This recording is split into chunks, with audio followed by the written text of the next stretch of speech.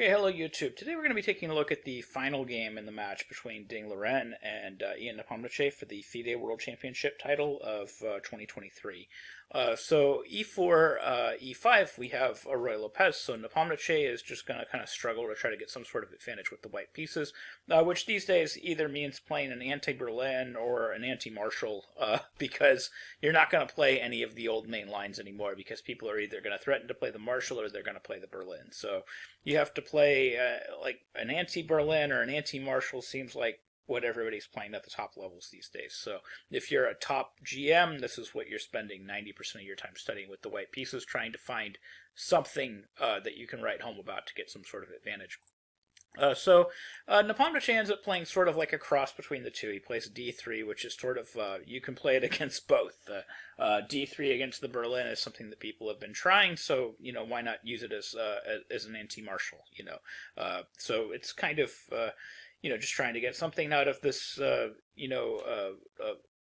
just trying to get something with the white pieces, just some sort of very, very slight edge. So anyway, so b5, bishop b3, and we have all of these moves, and we can only assume that most of this would have to be home preparation. I certainly think bishop e1 is probably still home preparation because it's a sufficiently weird enough move. Queen e8, and then we have b3, c5 takes, knight c6. So this is the first move the computer really didn't like, knight c3, which is weird because it's supernatural. Like, if I'm playing white, the most natural thing in the world is just to take my knight and put it on the square that attacks the weak square on d5. So in my mind, it's really natural, but the computer preferred either redeploying it to b2 and c4, or preferred just leaving it on a4 and then playing something like c3 down the road, and it still thought white was a little bit better. But even here, I wouldn't totally put a lot of stock in the computer assessment at this early stage. I would say the position is just still roughly level. So they just both continue just playing kind of natural sort of chess. A bunch of stuff gets simplified. A bunch of exchanges happen. White ends up with a bishop pair. Both sides have relatively terrible pawn structures. Black has a little bit more space. So black has a little bit more space. White has a bishop pair. Those things should level out. So rook e1, rook e8, and we just have a bunch of attacking slash defensive moves from both sides. And then something good happens for Nepomniachtchi. The center starts opening up. And actually, Ding Liren's the one that initiates it. He starts opening up the center. Now, in general, this should favor the person that has two bishops. So I thought this was going to start becoming a happy ending for Nepomniachtchi. As soon as I saw the center open up, we have this d takes e4, knight e5, queen g2, and then we have knight d3. So this should be a good thing. These bishops should start coming to life. Now Nepomniachtchi here plays sort of the computer best move, so we can't fault him for it. I was kind of interested, like, what if we play like kind of the second pick here, which is rook e3? I think is maybe a little bit more interesting in my mind because I'm trying to keep the bishops on the board. So like if, for example, rook e3, fe4, rook e4, you wouldn't even be able to continue rook takes e4 because then queen takes e4 would be winning. So the bishops are really dangerous and they could start coming to life. But nonetheless, he plays bishop d3. We have this exchange. We have a few more exchanges. A bunch of stuff comes off the board. And then things settle down real quick. You can see like the engine is reading all zeros and it just looks like there's nothing here for anybody. We have, h6, the material's even. We have the same amount of material. Both kings are pretty loose. So it just looked like this was just going to end in some sort of perpetual at some point. Bishop e3 just anchoring a piece. All these moves are solid. Even though it's a quick time control, all these moves are relatively solid. Nepomniachtchi loses the pawn on c3, but it shouldn't change the overall evaluation of the position because the king is still really loose and it's still going to be subject to perpetual checks. And, you would think that if you don't fall into the perpetual, the position might get significantly worse. So we have rook c1, rook f6, queen d7, good move, queen e2, queen d5, not falling for the trap, of course, of taking the bishop because these are top flight players. That just would have been a fork, so there's queen d5 is a nice solid move. Then we have bishop to b4, anchoring that piece down to all these extra passed pawns that he has over here, which didn't seem like, when I saw this, I was like, okay, it doesn't seem terribly relevant. I mean, it just looks like the game's just going to end like queen e4, queen e8, and then we're going to see a blitz playoff. So it starts going down that path, queen e4, and all the engines are giving it as well. King g8, queen d5, king h7, queen e4, and I thought, okay, here's the repetition, right? So then Ding Liren plays something that took a lot of guts. And just to understand why it took a lot of guts, as a chess master myself, somebody that's been training tournament players and been training people to play in top level events and stuff like that. This move, if I saw somebody that I was training make this move, it would scare me. It's terrifying. It's what we teach people never to ever do. And of course Ding Liren did it, and he did it very nonchalantly. After the game, he was just like, "Oh, I just thought my king was safer on h7." He played the move rook g6, and to understand why this is such a scary move, this queen is beautifully placed on e4. It's in the center. It's gorgeous.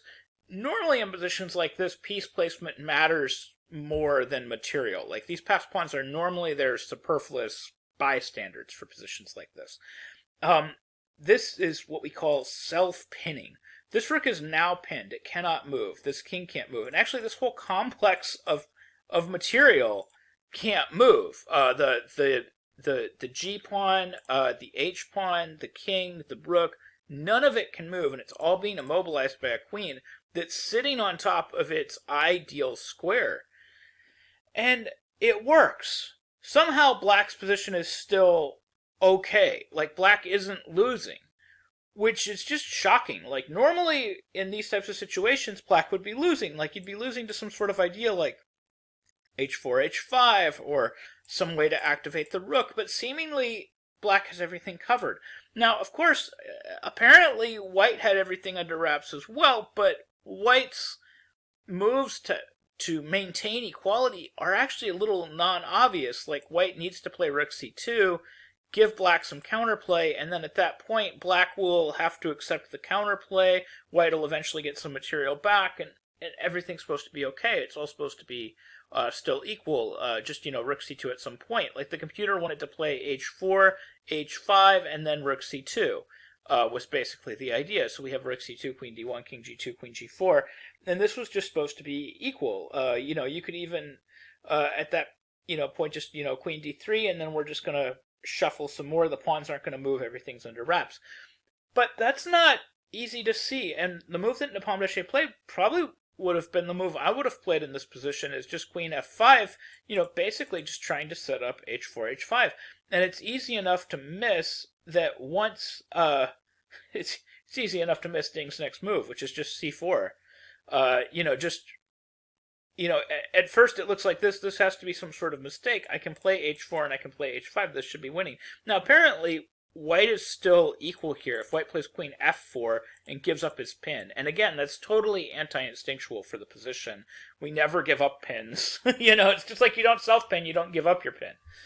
So it's like these two extremely anti-instinctual things are just going on both at this exact same time.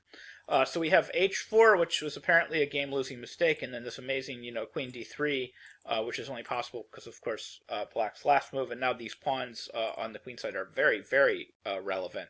And Nepomniachtchi can't stop them, and he just ends up losing. The pawns just end up avalanching down on top of him. He has to give up the diagonal, and then he gets kicked a few more times. The pawn moves, and eventually these pawns continue to shuffle down the board, and he cannot stop these pawns. The avalanche of pawns continues, and eventually he realizes that the game is over. He gets desperate, just desperately trying to sacrifice a few more pawns, doing anything he can to try to save it. At this point, he knows it's over, and he resigns. So, Ding Liren, 2023 FIDE World Chess Champion. So, I posed this question, and I'm going to answer it just because I'm going to give my opinion. I'm going to give my feelings. So, is Ding Liren the actual, world champion? So, I think we have to clarify kind of how we're defining the world champion. He is definitely the FIDE World Championship. FIDE held a world champion, and they're declaring that there's a FIDE World Champion.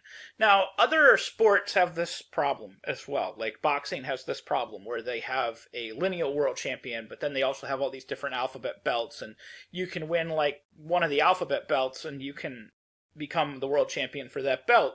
But the lineal world champion is kind of the respected world champion, and he's the man that beat the man. So he's the man that beat the previous world champion.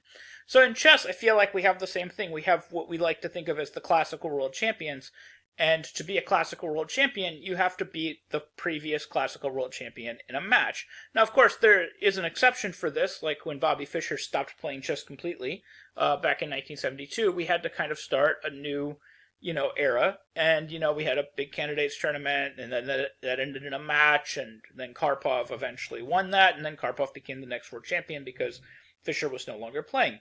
So I think that as of right now, Ding Liren, FIDE world champion.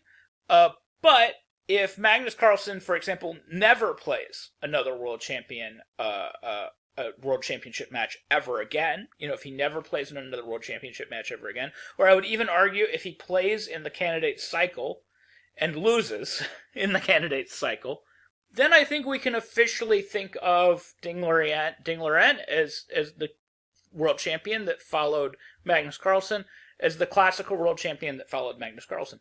I feel like until Magnus Carlsen either plays in the next candidate cycle and then loses the candidate cycle, or plays in the next candidate cycle, gets a shot at the title, and then loses that title shot, I don't feel like Ding Liren is the classical world champion, or in chess terms, I think the classical world champion is kind of the lineal world champion.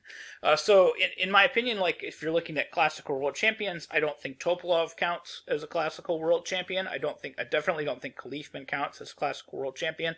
But I do think, and this is a minority opinion, I think it's really arbitrary that we start with Steinitz as the first official world champion. I really feel like it should go all the way back to Morphy. I feel like Morphy was really the first, and then Anderson, and then Steinitz. So that's just my opinion. I feel like we need to add 2 people to the World Championship list, and we need to take 2 people off. I don't think that Khalifman or Topalov, either one of them, I do not believe that either one of those guys were official world champions. They were declared FIDE world champions, but they weren't official world champions.